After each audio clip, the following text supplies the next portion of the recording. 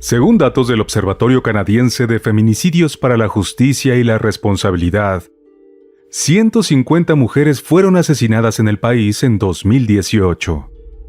La mayoría de los crímenes fueron cometidos por hombres, y de los casos en los que se identificó al autor y se determinó su relación con la víctima, se concluyó que 60% de las mujeres fueron ultimadas por sus parejas o exparejas, y 15% por amigos o conocidos. Además, algo más del 10% de los perpetradores se suicidó. Este fue el caso de un trágico triple homicidio-suicidio que tuvo lugar en Burk's Falls, un pequeño pueblo de Ontario en Canadá, en el que un hombre asesinó a su vecina, al hijo y la madre de esta para luego quitarse la vida. Hola amigos, somos Ángel y Mayra y les damos la bienvenida a nuestro canal. Antes de empezar con el video, recuerda suscribirte y activar la campanita para que recibas una notificación cada vez que subamos algo nuevo. Tampoco se te olvide al terminar dejarnos tu me gusta. Sin nada más que agregar, acompáñanos a conocer todos los detalles de este expediente criminal.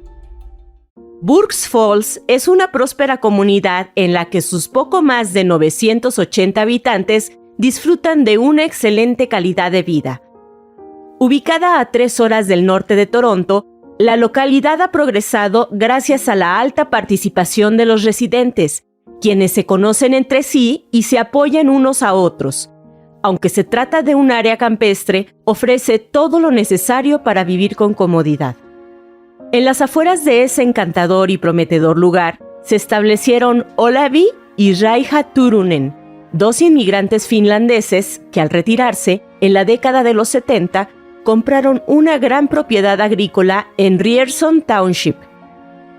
Los Turunen tuvieron 2 hijos, Peter y Ulla, y fue con la ayuda de su hijo y de los amigos de este que con el tiempo lograron construir una nueva casa. Raija siempre se aseguraba de contar abundante comida para ofrecerles. En su cocina tenía un cartel con un mensaje para sus comensales. Menú de hoy, 2 opciones, tómalo o déjalo.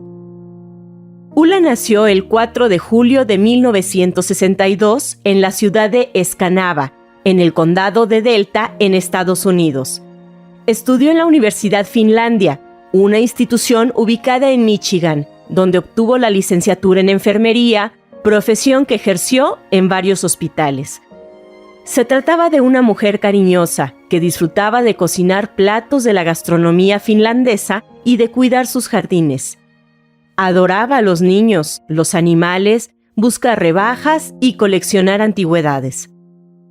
Ulla se casó con un estadounidense llamado Steve. Tuvieron 3 hijos, Thomas, Paul y Hans, a quienes criaron en Michigan. Sin embargo, en verano viajaban para visitar a los abuelos. Posteriormente, cuando salieron de la secundaria, los jóvenes regresaron a Canadá y se turnaban para ayudar a sus abuelos con el mantenimiento de la granja. En 2015, Ulla y Steve siguieron los pasos de sus hijos para ocuparse del cuidado de los ancianos. Para ese momento, ya su matrimonio presentaba problemas y finalmente, el esposo decidió volver a Michigan, mientras que ella optó por quedarse en Canadá. Peter, su hermano, había fallecido años antes, pero sus amigos, quienes se hicieron muy cercanos a la familia, le dieron la bienvenida y fueron un importante soporte para ella. Entre ellos estaban Jouko Ojampera, quien se había mudado a Huntsville, y Armando Cabral, que todavía pasaba con frecuencia por la granja. Otro miembro de ese grupo, que se había distanciado 20 años antes, era Mark Jones, conocido como Marky, quien se había mudado recientemente a la zona y era vecino de la familia, uno que, llegado el momento, los haría vivir su peor pesadilla. Al principio de los 90, Peter y sus amigos organizaban viajes para cazar alces en el área de Thunder Bay.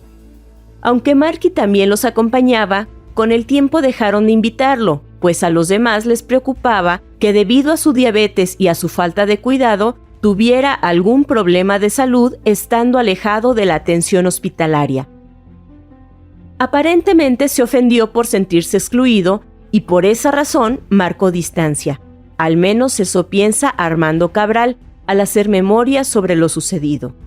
Otro es el recuerdo de Youko Ojampera, para quien la relación culminó de forma más violenta. Rememora que en un viaje para cazar patos en 1994, salió de unos arbustos y encontró a Mark apuntándole con una escopeta calibre 12. De inmediato se lanzó al suelo y desde allí escuchó 3 disparos. Su reacción fue insultarlo. Está convencido de que si hubiera permanecido de pie, lo habría matado. Entonces le dijo que no quería verlo nunca más. Poco después, Mark se mudó a Barrie, en Ontario, a una casa de 4 pisos en la que alquilaba 3 unidades, mientras que él ocupaba una. Más adelante, quiso irse al campo y comenzó a buscar una casa en Barry's Bay, pero finalmente se decidió por una en Burk's Falls, en la misma calle donde estaban sus antiguos terrenos. En el año 2016, durante la concurrida celebración del 90 cumpleaños de Olavi Turunen, el padre de Ula, coincidieron viejos amigos de la familia. Fue en esa ocasión que Ojampera se encontró nuevamente con Mark después del desagradable incidente del 94. Mientras caminaba entre los invitados, de repente lo paralizó la presencia de su viejo amigo, sentado en una silla fumando un puro. Cuando Mark lo vio, solo sonrió y le dijo que el mundo era pequeño. Mark y Peter, el hermano de Ula, estudiaron en la Universidad George Brown y se conocieron en una fiesta de Halloween en los 80. Ambos vivían en el centro de la ciudad de Toronto, pero tenían en común el gusto por la naturaleza y con frecuencia pasaban los fines de semana de caza y pesca en el bosque en la cabaña de los Turunen en Burk's Falls. Fue precisamente Peter quien había presentado a Ula y Mark, y cuando ella regresó a la casa de sus padres, comenzaron a pasar tiempo juntos. Los hijos de Ula querían ver feliz a su madre y la apoyaban en su idea de volver a salir con otras personas tras el divorcio, especialmente porque toda su vida ella se había dedicado a cuidar de los demás, no solo en su familia, sino también por su trabajo como enfermera. Se trataba de una mujer divertida y muy sociable, y después de su separación, agradecía poder salir y contar con los amigos. Sin embargo, en el caso de Mark, con el tiempo la mujer descubrió que sus personalidades no encajaban, a pesar de que compartían algunos intereses.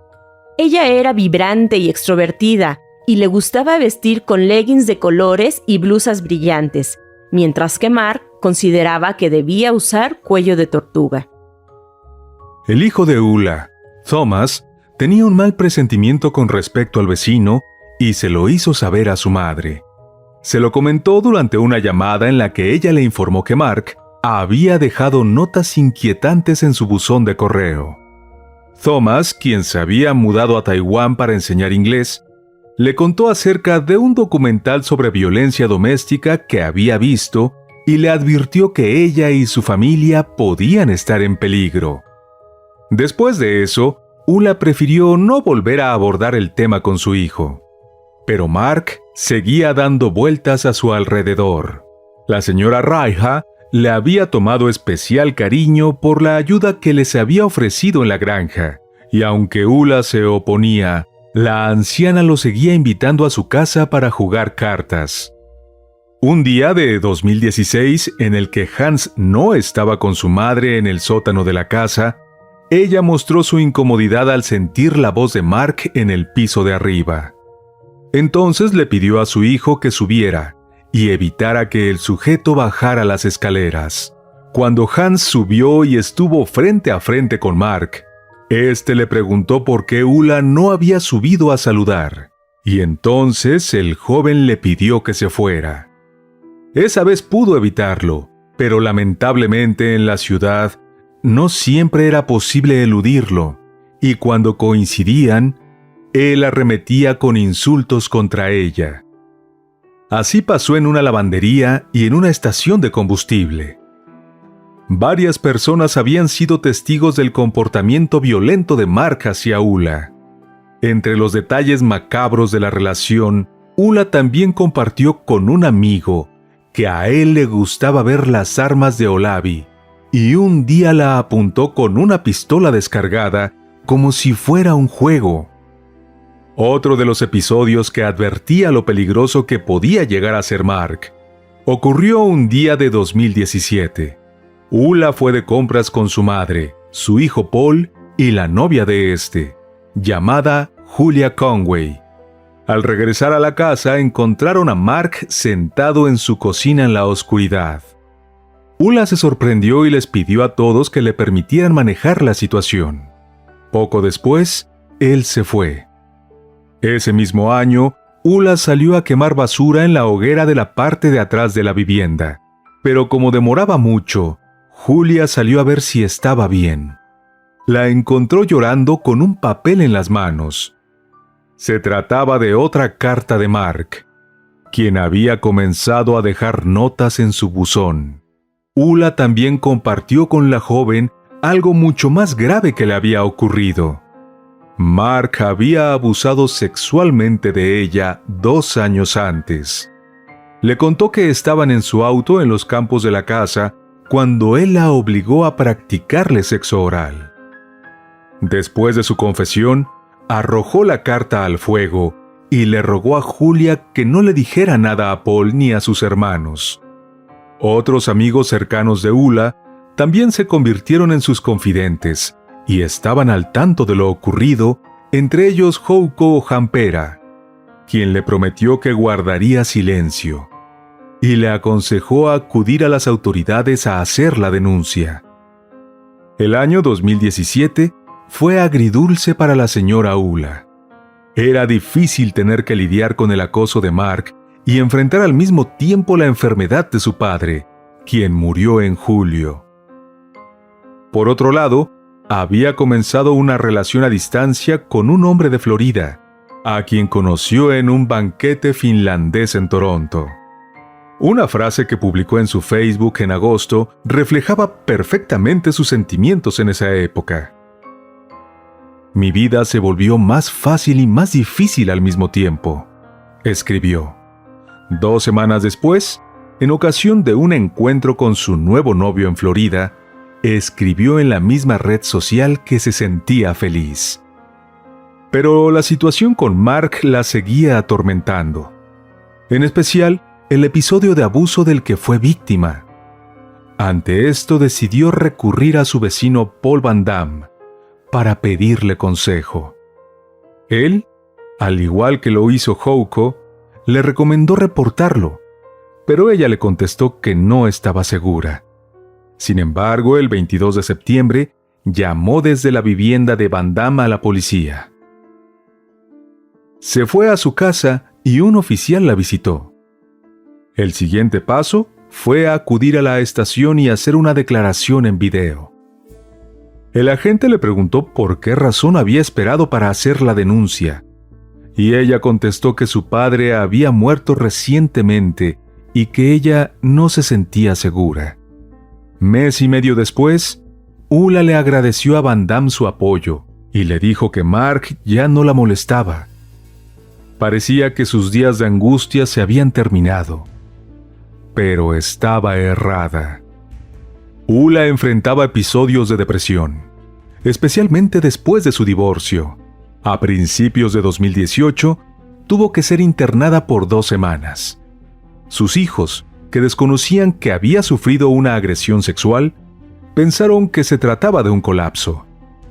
En los registros médicos del momento, se habla de un vecino agresivo y de su inquietud porque la policía no estaba ayudando. Otro habitante del área también tenía sospechas sobre la figura de Mark. Si bien no eran cercanos, eventualmente se reunían.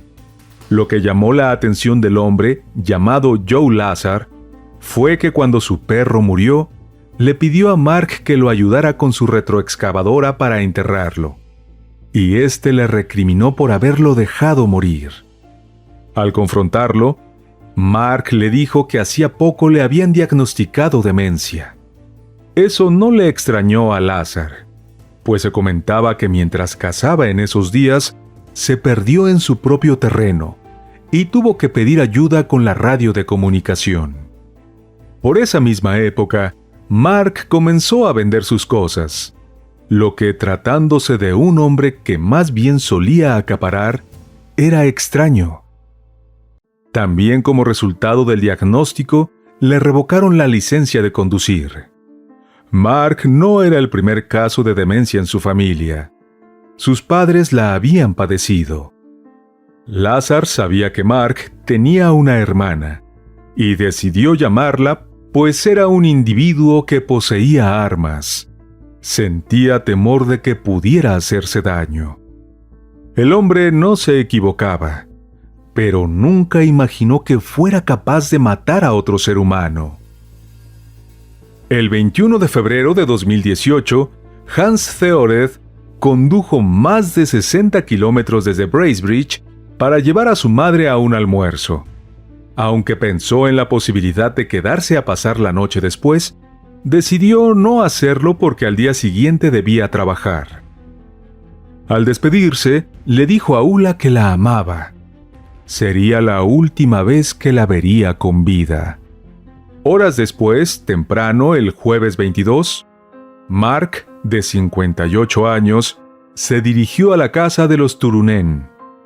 Estacionó su auto en el camino de entrada y se coló en la vivienda a través de una puerta sin llave, con una escopeta calibre 12 y una pistola calibre 40.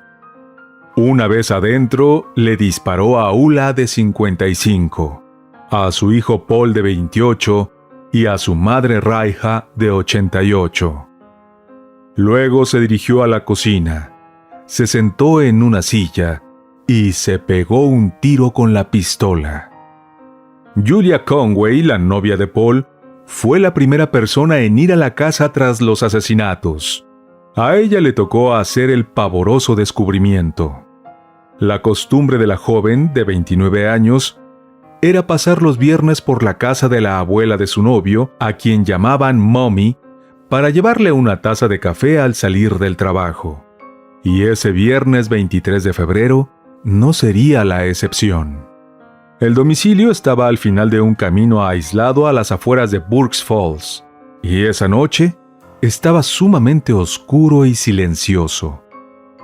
Al acercarse a la puerta, alrededor de las 7:30, lo único que se escuchaba eran los ladridos de Lily, la perra mezcla de Chihuahua de la familia. Al entrar, Julia creyó que se habían ido temprano a la cama, así que pensó en dejar el café en la mesa de noche de la abuela. Sin embargo, primero fue a buscar a Lily al sótano, de donde provenían sus ladridos, para calmarla. Una vez abajo, vio a la perra paseando nerviosamente de un lado a otro, y justo detrás, en el piso, estaba Paul. La joven pensó que su novio se sentía mal, pero al acercarse, se dio cuenta de que había recibido un disparo y estaba sin signos vitales. En shock subió las escaleras y entonces descubrió que Ulla y Raija también estaban muertas, cada una en su habitación. Ulla yacía en el piso y la abuela estaba tendida en su cama. En medio de la desesperación fue corriendo a la cocina para llamar al 911, pues su teléfono móvil no tenía buena señal en la casa. Allí, desplomado sobre una silla, había un cuarto cuerpo, solo que su rostro estaba irreconocible. Tratando de mantener la calma, marcó el número de emergencia y pidió ayuda. Como el teléfono estaba en la cocina, el despachador le pedía que mirara al suelo mientras hablaban, para que evitara poner la vista sobre el cadáver que estaba frente a ella. Julia no podía entender lo que había pasado. Comenzó a sentir náuseas y estaba mareada. El operador le había preguntado si sabía quién era el hombre, y poco después, fue claro para ella que se trataba de Mark. Recordó que lo había visto antes en esa misma silla en la cocina. Conway era de las personas cercanas a Ulla que estaba al tanto de la agresión sexual y los problemas con Mark, pero nunca anticipó que su obsesión se convertiría en una tragedia. Cuando la policía llegó al lugar, encontró a la joven en crisis y la llevaron directamente al hospital. Los oficiales peinaron la casa donde ocurrió el crimen y otra en la misma calle, buscando indicios que les permitieran determinar cómo ocurrieron los asesinatos. Obviamente, las únicas personas que saben exactamente lo que sucedió y por qué sucedió, no pueden hablar, dijo el inspector Martin Graham de la Policía Provincial de Ontario. Durante las investigaciones, los detectives encontraron notas escritas por Mark que permiten inferir que planeó los asesinatos durante alrededor de 3 días. El informe explica que la motivación del perpetrador fue su enojo y celos porque la víctima lo había rechazado y comenzado una nueva relación. Thomas Theoret comentó días después que, contrario a lo que se dijo inicialmente, su hermano estaba viviendo con su madre y su abuela. Agregó que no estaba muy seguro de lo que quería hacer y que estaba pensando en volver a Estados Unidos, que es donde vive su padre. Paul era un joven muy atractivo, gentil, pacífico, respetuoso y entusiasta del deporte. Con respecto a su madre, Thomas dijo que ella estuvo saliendo con algunas personas de la comunidad y que se había hecho amiga de Mark. Aclaró que la relación había durado un par de meses y que luego él comenzó a acosarla. Por su parte, Hans se refirió a su mamá y abuela como 2 mujeres muy dulces. Dijo que no podía encontrarle sentido a lo ocurrido y que esperaba que al menos de su tragedia surgiera algo de conciencia para evitar que situaciones similares se repitan. Los hermanos Theoret vendieron la granja y compraron una casa a aproximadamente 1 hora de distancia del lugar del suceso. Hans se instaló allí y vive con Julia, a quien ambos ven como una hermana, y Lily, la mascota de la familia. El impacto que vivió la joven al entrar a la casa ese 23 de febrero le causó un trastorno de estrés postraumático que le impedía trabajar. Thomas y Hans, de alrededor de 33 y 31 años respectivamente en la actualidad, tienen muchas preguntas sin responder sobre cómo Mark pudo masacrar a sus seres queridos y qué se pudo hacer para evitar que su obsesión llegase a ese punto. Una vez que tras los asesinatos supieron acerca de la denuncia que su madre interpuso contra quien se convirtió en su verdugo, los hermanos pensaban que debía realizarse una investigación pública para averiguar si las autoridades hubieran podido prevenir las muertes. Si bien nadie pensó que algo así podía pasar, al ver hacia atrás, algunos familiares, vecinos y conocidos se dieron cuenta de que había señales de peligro. Definitivamente, nunca se debe subestimar una potencial situación de riesgo. Según el Comité de Revisión de Muertes por Violencia Doméstica de Ontario, hay 41 indicadores o banderas rojas a considerar. En su experiencia, en las 3/4 partes de los casos que revisan, coinciden 7 o más factores. Pero analizando el caso de Ulla, durante el año previo a la tragedia se presentaron al menos 13. Entre estos mencionan el hecho de que la víctima tenía un miedo intuitivo hacia el perpetrador. También incluyen los celos sexuales de Mark, su condición de desempleo, su acceso a armas de fuego y la forma como fue escalando la violencia hacia la víctima. Al repasar la situación, la gerente del refugio para mujeres de la ciudad donde ocurrió el crimen afirmó que hay varios factores que pueden influir en la incidencia de este tipo de eventos en el área. Por un lado, mencionó que lo irregular del servicio de telefonía e Internet pueden ser un impedimento a la hora de que las mujeres investiguen sobre dicha problemática y también para que puedan contactar con los servicios de ayuda. Además, se trata de poblaciones con bastante acceso a armas de fuego. Por último, pero sumamente importante, está el hecho de que siendo una ciudad donde todo el mundo se conoce, la gente puede ser más reacia a involucrarse y alertar a las autoridades ante la sospecha de algún problema doméstico o entre personas que mantienen algún tipo de relación, pues tienen miedo de equivocarse. Si bien Ula no tenía una relación de pareja con Mark, ambos se conocían, habían salido como amigos, él había abusado de ella y estaba obsesionado. No puedo evitar sentir que todos le fallaron a mi mamá de alguna manera, incluyéndome a mí, dijo Thomas Theoret. Los Theoret se preguntan si tras la denuncia Mark fue entrevistado. También cuestionan que lo dejaran conservar sus armas tras una agresión sexual y con su diagnóstico de demencia que le había valido el retiro de su licencia para conducir. En cambio, Ula sí había sido notificada de que su licencia de armas de fuego requería de aprobación del médico, debido a su hospitalización en enero de 2018. ¡Qué ironía! Con base en el análisis de los factores de riesgo que estuvieron presentes en la relación entre Ula y Mark, aunque no se trataba de un caso como tal de violencia doméstica, el comité hizo llegar al Ministerio del Fiscal General y la Facultad de Policía de Ontario una serie de recomendaciones para la revisión y reformulación de sus políticas y también la capacitación con referencia a la violencia sexual y de pareja.